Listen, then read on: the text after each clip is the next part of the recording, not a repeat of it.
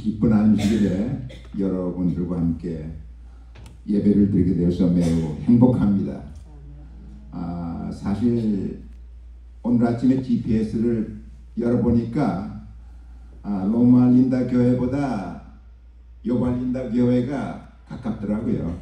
거리적으로. 그리고 요즘 새로 생긴 남가주 교회 가면 제가 아는 분이 거의 한 분도 없는 교회가 들어있어요. 그것에 비해서 이 교회는 거의 뭐 3분의 1 정도는 한국에서부터 그리고 로마 린다 대학 시절부터 아는 분들이 있는 교회라서 더 친근감을 느끼게 됩니다. 매년 세계에서 가장 행복한 나라, 오늘 그 찬양 시간에 행복이라는 주제로 우리가 노래를 불렀지만 가장 행복한 나라가 어딜까? 그리고 가장 행복감을 느끼는 나라의 백성들이 어딜까를 조사를 했는데 2025년 금년에 조사한 결과에 의하면 지금 여러분들이 보시는 대로 주로 아주 작은 그리고 지리적으로는 북유럽의 나라들이 행복한 나라로 표시가 되어 있습니다. 핀란드는 거의 10년 동안 가장 행복한 나라로 아주 부동의 위치를 차지하고 있고, 우리가 사는 미국은 전 세계에서 24번째로 행복한 나라이고, 그 다음에 우리의 고국 한국은 58번째랍니다. 우리가 한국을 방문할 때마다 참 한국이 살기 좋아졌구나 그런 인상을 지울 수가 없는데, 실상 그곳에 사는 사람들은 그렇게 행복하지 않은 거예요. 이게 지금 수치로 나타내죠. 그런데 주로 이 사람들이 행복한 이유가 물론 사회보장제로든지 나라가 전쟁에 개입되지 않는다라든지 그런 이유가 있지만 주로 이 북유럽에 있는 사람들이 행복한 것은 그들의 소확행이라고 하는 것으로 나타나고 있습니다. 15년 전에 한국에서 가장 유행했던 유행어가 소확행이에요.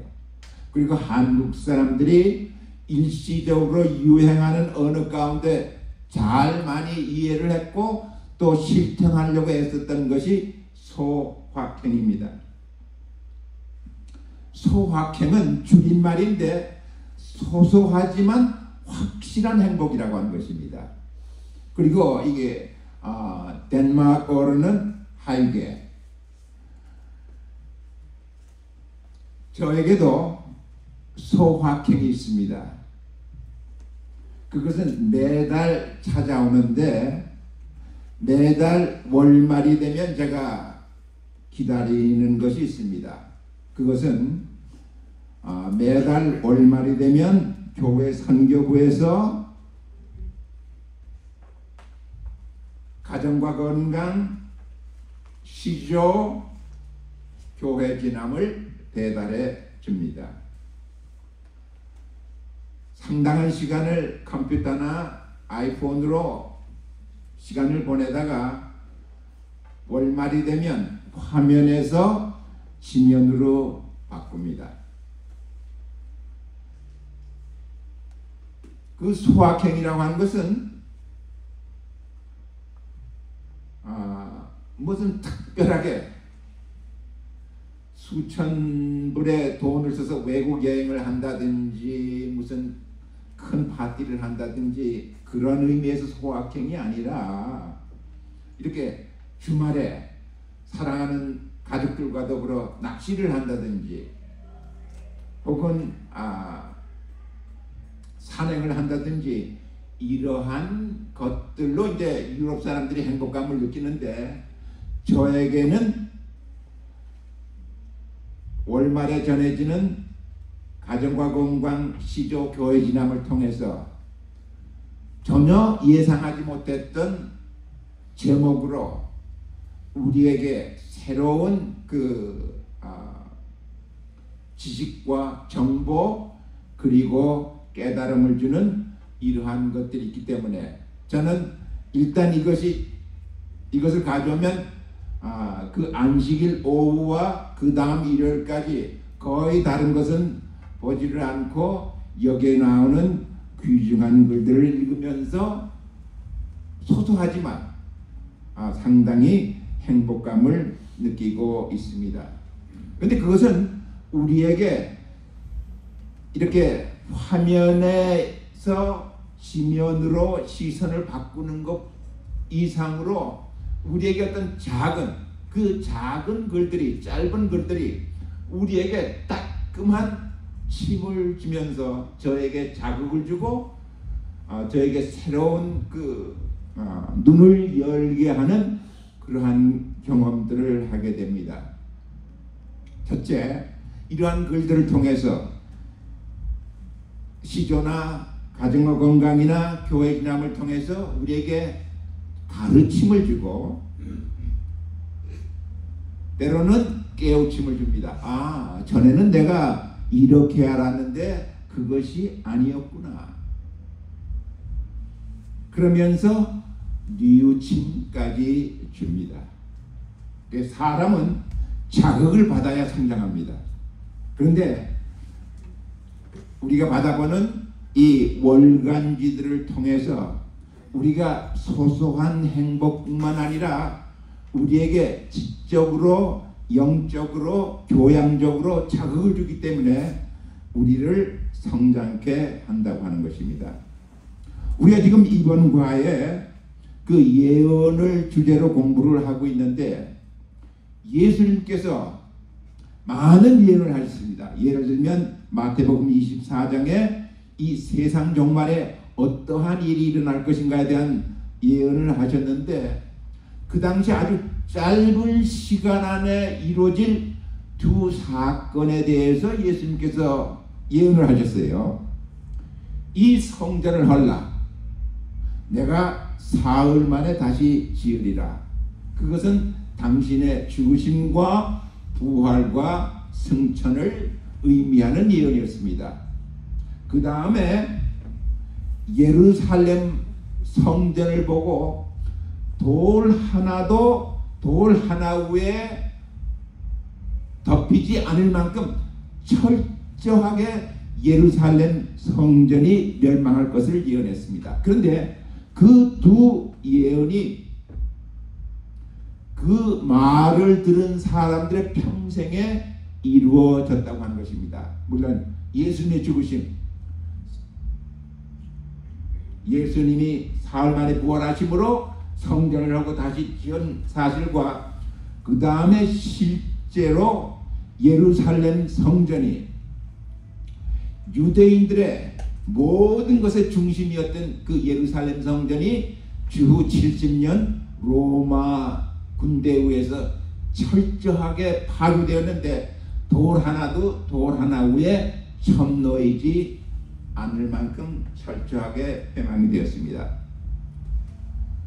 그것은 유대인들에게 말할 수 없는 타격이었습니다. 그것은 유대인들에게 굉장한 그 심적 공허감을 불러일으켰어요. 그래서 지금도 여러분들이 예루살렘을 방문하시면 통곡의 벽이 있고 그들이 통곡의 벽에서 우려할 많은 이유가 있지만 2000년 전에 거기에 있던 예루살렘 성전이 파괴되었다고 하는 것에 대해서 지금도 심히 애통하고 있습니다. 그런데 특별히 이 정통파 유대인들 가운데서도 그야말로 모세오경을 거의 글자 그대로 읽고 정통파 유대인들은 2000년 전에 파괴된 그 예루살렘을 지금도 애도하는 의미에서 머리 끝부터 발끝까지 상복을 입고 삽니다. 머리에 검은 모자를 쓰고 검은 옷을 입고 검은 구두를 신고, 아이들을 제외하고는 어른들은 그렇게 하고 있습니다. 그것은 그들이 일상적으로 입는 옷을 통해서 우리가 하나님의 성전이 2000년 전에 파괴되었다고 하는 그 사실을 지금도 애도한다고 하는, 그래서 유대인들이 그들의 모든 것의 중심이고 초점이고 기초였던 성전이 없어지면서 그들이 무엇에 초점을 맞추게 되었는가 하니 경전에 그들의 관심과 초점을 맞추게 되었어. 그래서 정통파 유대인들은 지금도 유대 나라에서, 이스라엘에서 적어도 남자들은 아무 일도 하지 않고 나는 정통파 유대인이라고 하는 그런 이유로 그들은 특별히 모세오경을 읽고 외우고 연구하는 일에만 전념하고 있습니다. 그 옆에 사진, 심지어 아이들도. 그 결과 유대인들이 성경에, 구약에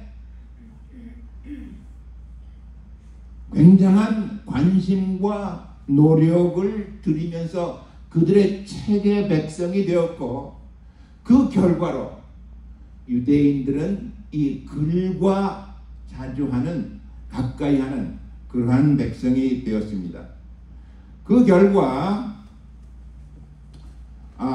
심지어 신명기 6장에 있는 이 말씀을 강론할 것이며 너는 또 그것을 내 손목에 메어, 하나님의 말씀을 손목에 메어 기호를 삼으며 내 미간에 붙여 표로 삼고, 아마 여러분들 중에 이러한 유대인들을 보았을 것입니다. 네, 그래서 그걸 문자 그대로 이렇게 손목에 메고 또 어떤 분 작은 박스를 이 이마에 달고 삽니다. 거기에 포함된 성경절은 출애굽기 13장에서 두 부분을 취하고 신명기 6장과 11장에 있는 일부의 말씀을 적어서 어떤 사람들은 손목에 메고 어떤 사람들은 이마에 붙이고 이렇게 합니다. 그 정도로 그들은 말씀의 백성이 되었고, 그러한 전통이 계속되면서 그것이 교육열로 나타나게 되었습니다. 그래서 1901년부터 작년까지 노벨 수상자 중에서 과연 유대인이 얼마를 차지하느냐? 물론 개인도 있고 단체도 있지만 화학에서는 19%가 유대계, 물리학에서는 25%, 생리학, 의학에서는 27%, 경제학에서는 거의 2명 중에 1명은 유대인계가 노벨 경제학상을 받고, 노벨 문학상은 13%, 평화상은 8%입니다. 그래서 유대인이 전체적으로 볼 때 1901년부터 2024년까지 각 분야에 주어진 노벨상 가운데 22%가 유대인이에요. 특히 미국의 경우 미국인으로서 노벨상을 받은 사람의 26%, 그러니까 4명 중에 1명은 유대계 미국인이 노벨상을 받았습니다. 근데 이것이 이 비례적으로 보면 유대인은 전 세계 인구의 한 0.2%, 그러니까 1000명 중에 2명이 유대인으로 그렇게 정해져 있습니다. 그러니까 0.2%가 22%의 노벨상을 받았다고 하는 것은 자기들 분량의 110배가 된다고 하는 것입니다. 왜 이렇게 유대인들이 물론 이것은 신명기에 약속이 되어 있습니다. 여호와께서 너를 머리가 되고 꼬리가 되지 않게 하시며 위에만 있고 아래에 있지 않게 하시리니. 다시 말해서 그 말씀을 떠나지 아니하고 말씀대로 살고 말씀에 집중하면 머리가 되고 꼬리가 되지 않겠다고 하는 그 말씀이 현실로 나타나는 것입니다. 오늘의 본문 말씀, 그런즉 유대인의 나음이 무엇이며 할례의 유혹이 무엇이냐. 범사에 많으니 유대인이 다른 백성들과 구별되는 것 많이 있습니다. 안식일을 지키는 것, 피를 먹지 않는 것, 돼지고기를 먹지 않는 것, 모든 유대인 남자아이는 난지 8일 만에 반드시 할례를 행함으로 인해서 이방인과 구별한다는 그러한 점이 참 유대인들이 다른 백성과 차별되는 점이 많이 있지만 바울이 볼 때 참으로 유대인을 특별한 백성, 차별된 백성으로 우리가 간주하는 것은 무엇보다도 그들이 하나님의 말씀을 위탁받았다고 하는 것입니다. 그것이 유대인의 특권이며 그것이 유대인을 여타의 백성들과 구분한다고 하는 것입니다. 한국이 지금 경제적으로 세계 10위권이고 그 다음에 온 세계인이 한국에 대한 그 동경을 가지고 있는 시점에서 한국은 10월이 되면 무척 그 조바심을 갖습니다. 야, 우리나라가 이쯤 되었는데 어디 금년에 노벨 수상자가 안 나오나? 예, 그래서 이 한국인들은 매년 10월 되면 일종의 그 조바심과 아름 같은 게 있어요. 중국이나 일본은 노벨상을 받은 사람이 여럿인데 우리가 이제 이만큼 살게 되는데 우리도 노벨상을 받아야 되는가? 물론 김대중 대통령이 노벨 평화상을 받았지만 노벨 평화상은 지적으로 주는 게 아니라 선한 마음, 인류의 이타정신만 있으면 평화상을 받는 겁니다. 그러나 여타의 노벨상은 그 분야에서 지적으로 우수해야 주어지는 상이 문학상. 근데 작년에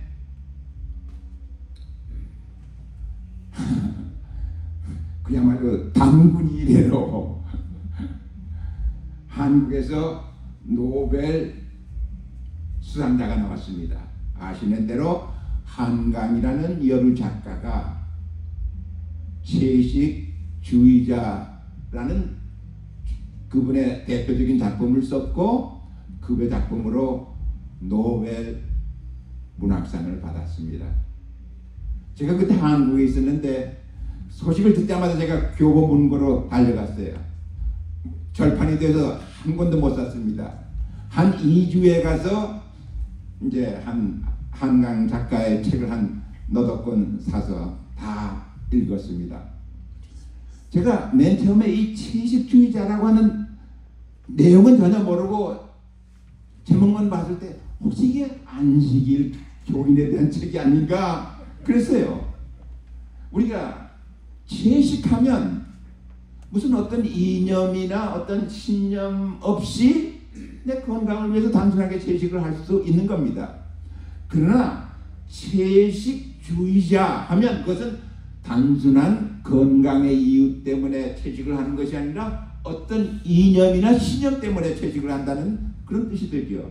그렇다면 이 한강 작가가 혹시 안식일 교인에 대해서 쓴 게 아닌가 그런 호기심이 있었는데 실제 읽어보니까 그건 아니었고, 그 동물을 죽여서 인간이 음식을 삼는다고 하는 그런 그 폭력에 대한 하나 그 이제 반대 의사로 그러한 책을 썼습니다.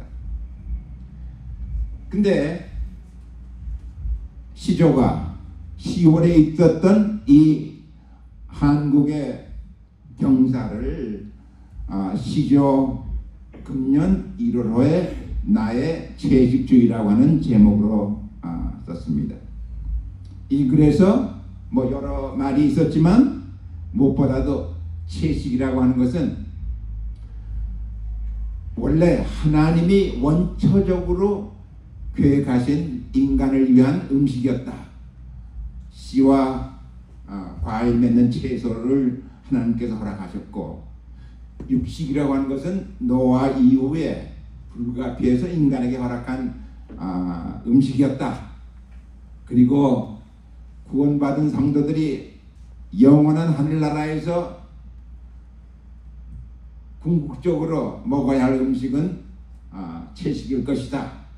왜냐하면 그곳에서는 어린아이와 사자가 함께 노는 그러한 낙원에 동물을 죽이는 일은 없을 테니까. 그래서 한강 얘기를 하면서 이 그리스도인들이 채식하는 성서적 이유를 밝히고 있습니다. 그리고 금년 3월호에 여러분들이 혹시 읽으셔서 기억할지 모르지만 돼지라고 하는 제목으로 또 글이 나왔습니다.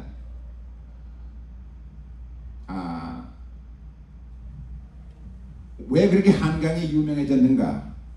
한강은 아시아 여성으로서는 최초로 문학상을 받았기 때문에 유명해졌습니다. 그런데 한강보다 한 80년 전에 아시아를 배경으로 해서 노벨 문학상을 받은 한 분이 있는데, 여러분들도 잘 아시다시피 돼지의 작가 펄벅.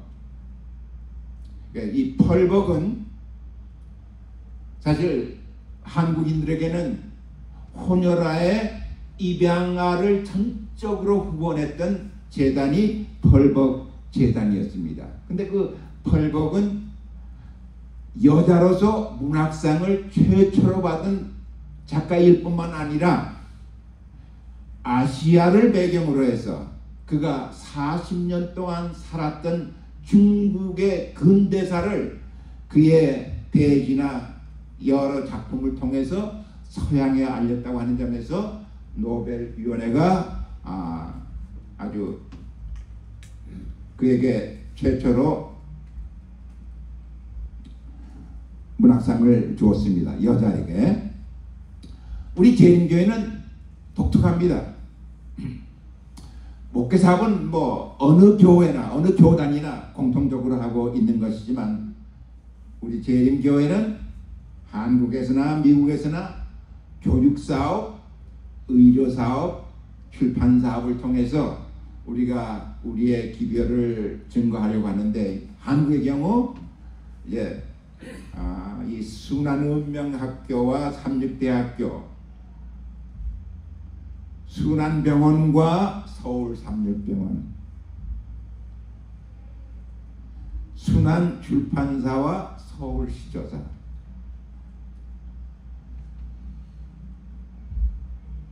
네, 비록 한국에서 재림사업이 시작은 참으로 미미했지만 지금은 하나님의 놀라운 축복으로 우리가 거대한 사업을 경영하고 있습니다. 우리 미주교회 입장에서 볼 때 교육사업을 우리가 할 수 없습니다.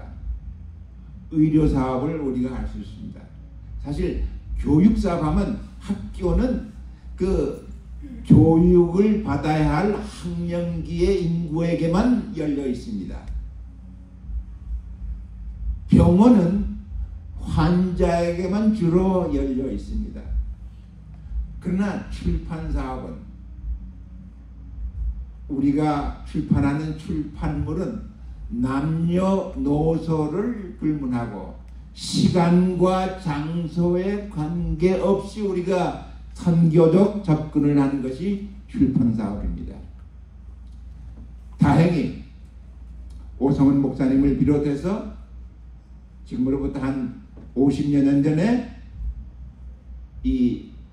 비록 우리가 이민교회지만 다른 것은 다 할 수 없지만 이 출판 사업을 통해서 매달 우리에게 이 귀중한 선물을 받게 되는 것은 참으로 큰 축복이 아닐 수 없습니다.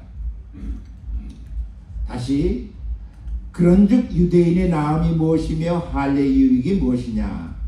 범사에 많으니 우선은 그들이 하나님의 말씀을 맡았습니다.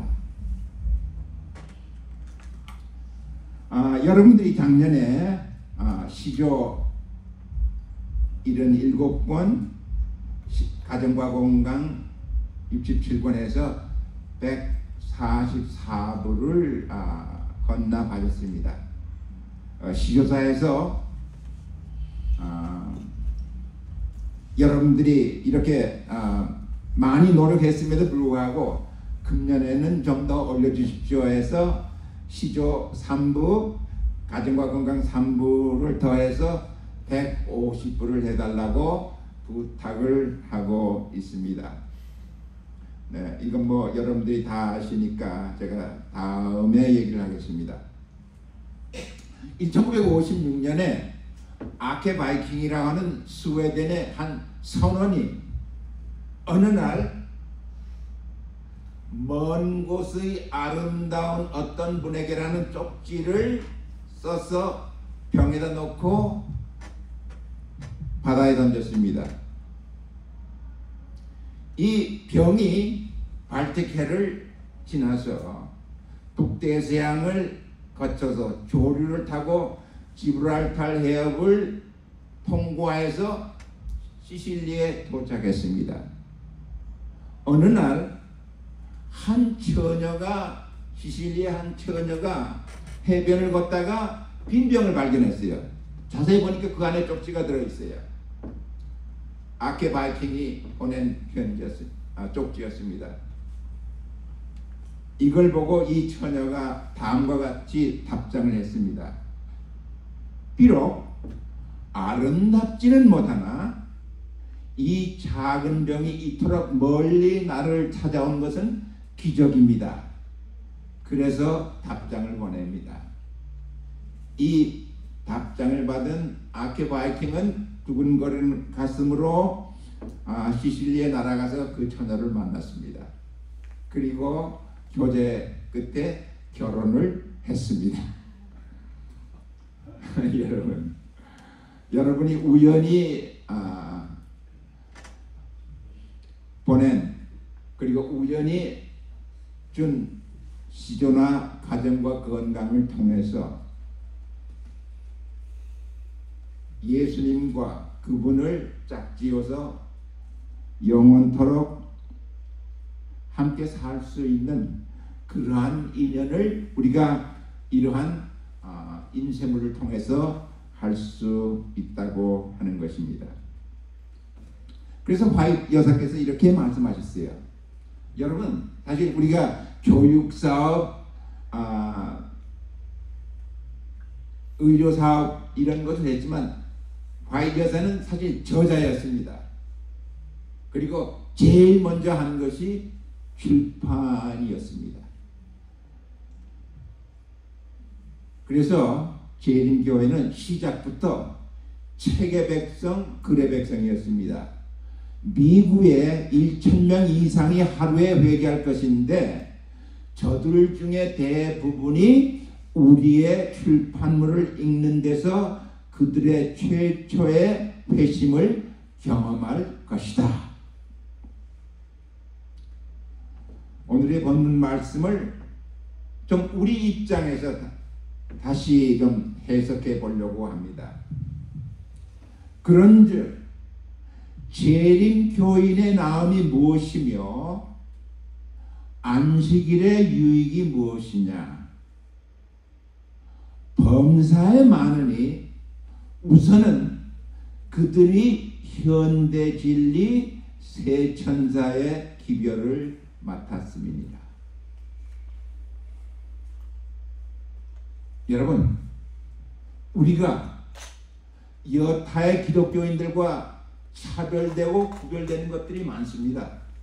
역시 유대인들처럼 안식일에 예배를 드리고 돼지고기 안 먹고, 한때는 청년들이 군에 가면 집총을 거부하고, 한때는 고춧가루도 안 먹고, 이러한 것들로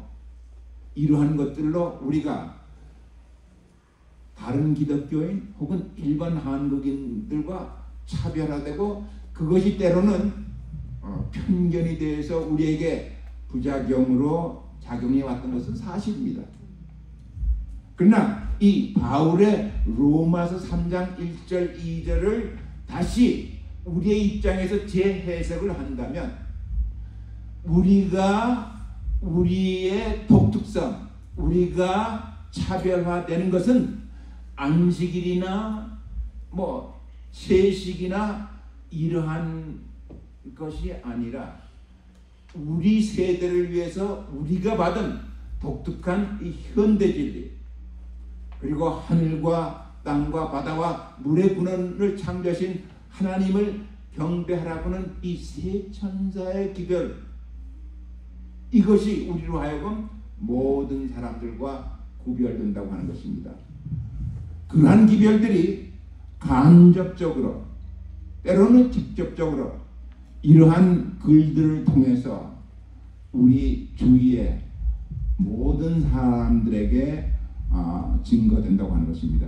예수님께서 등불은 등 아래 두는 것이 아니라 위에 둔다고 그랬습니다. 우리가 가진 기별, 이러한 매체를 통해서 여러분들의 교회가 부흥하는 계기가 되기를 간절히 소망합니다. 우리 다 같이 기도하겠습니다. 하나님, 비록 우리가 흑암으로 가득한 이 세상을 살아가지만 우리에게 진리의 등불을 밝히셔서 우리가 바른 길로 행할 수 있게 하심을 인해서 감사하고 감사합니다. 또한 우리의 기별을 담긴 현대 진리와